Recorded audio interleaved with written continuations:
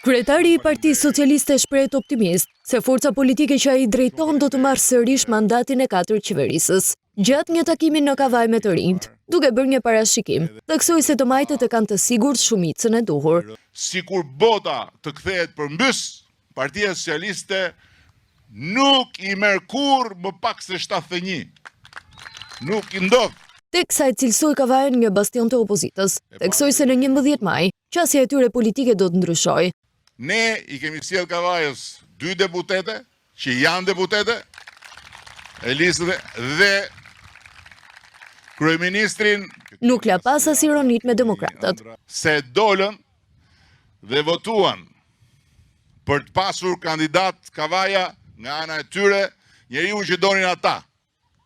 Dhe kandidati i Kavajës doli i pari në primaret e famshme të Tiranës dhe nuk është Gjëkundi. E keni parë ju? Më herët kryesocialisti zhvilloi dhe një takim me gratë dhe vajzat, por ironit i kishte me burrat. Unë nuk po ofendoj burrat absolutisht. Unë thjesht konstatoj një fakt që gjysma e burrave janë shumë rregull.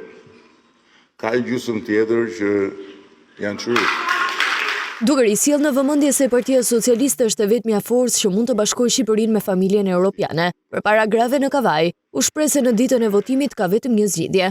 Në 11 maj, shqiptarët do duhet votojnë masivisht për të vendosur që ky vend të mos ndalet asnjë ditë në vazhdimin intensiv të negociatave për anëtarësinë